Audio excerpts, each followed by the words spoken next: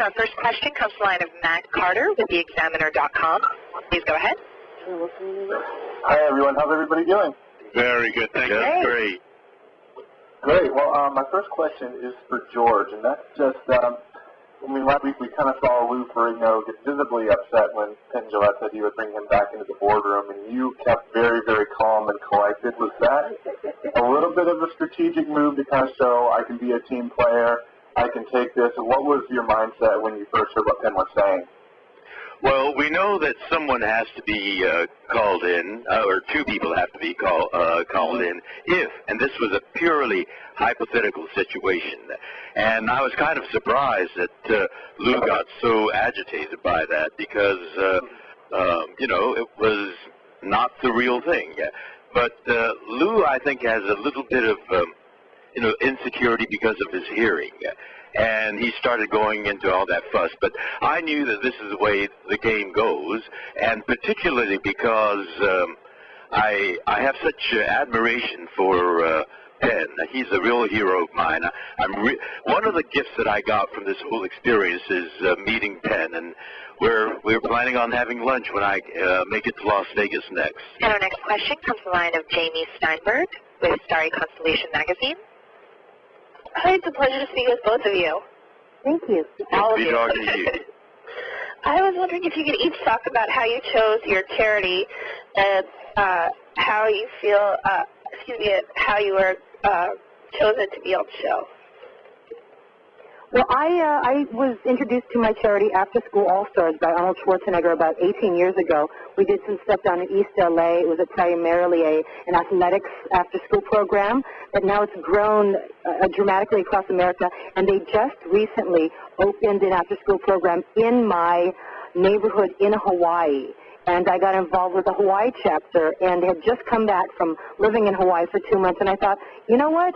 The money that Celebrity Apprentice provides for charity could make a huge difference in my personal neighborhood. And so it was a very personal, thing getting into this. My charity is the Japanese American National Museum, and I've been on its board of trustees from its inception and served as its chairman of the board from the year 2000 to 2004. It's a story of immigrants that came from Japan and their descendants. And, every immigrant story has an epic quality to it.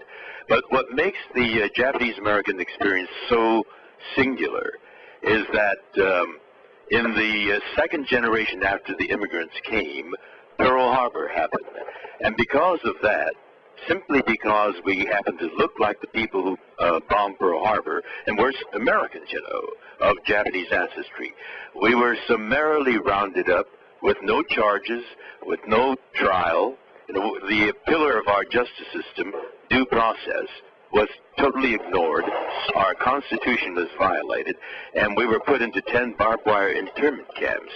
It was one of the most shameful, and certainly for my parents, it was a time of loss and anguish and extreme hardship. And I was a child, so my experience is different from my parents. My mission in life is to raise the awareness of that dark chapter of American history to all Americans because it happened to our Constitution.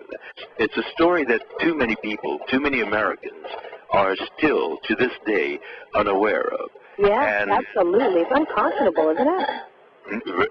Well, it is hard to believe, I have to say. Just sitting here listening to tell that story, it is so hard to believe that could have happened. And I want to tell you, George and Tia have been absolutely great contestants. They have been amazing. They're smart and they're sharp and they're tough.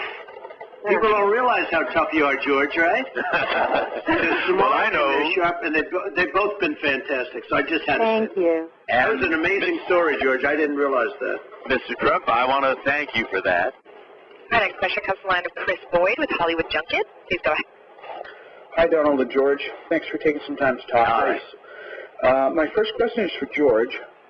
George, if you could have any one of your former Star Trek co-stars on the show with you to ensure victory, who would it be and why?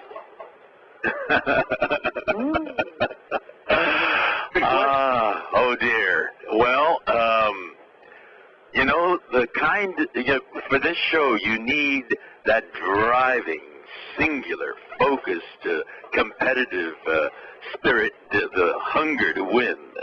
And I think the member of my cast, the original cast of Star Trek, that most personifies that is Bill Shatner, our captain, Captain Kirk, boldly going.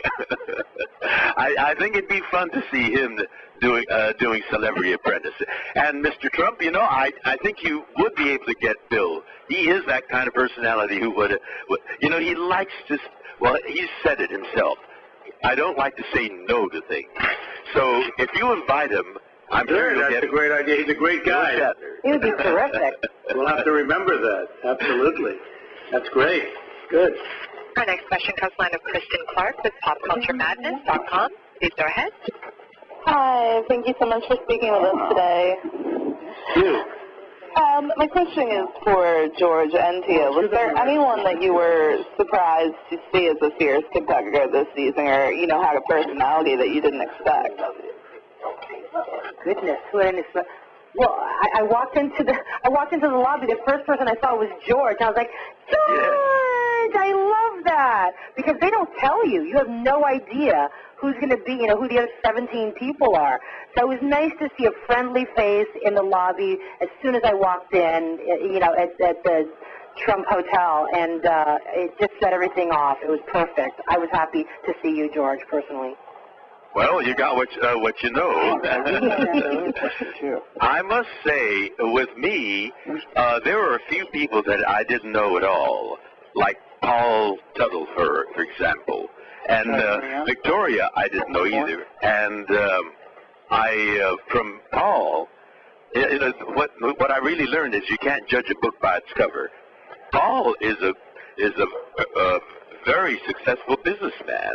I had no idea someone who looks like a motorcycle guy could be so successful. And our next question comes from the line of Luke Swinney with InsidePulse.com. Yes, the guys team seems pretty cohesive right now.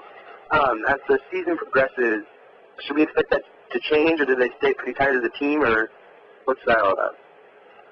Well, George, I can answer that. The answer is no. They become a total catastrophe and disaster. And you're right, they're cohesive. The word he used, George, was cohesive. You're right for the first couple of episodes. But like it usually ends up, they become terrible enemies of each other. It's incredible.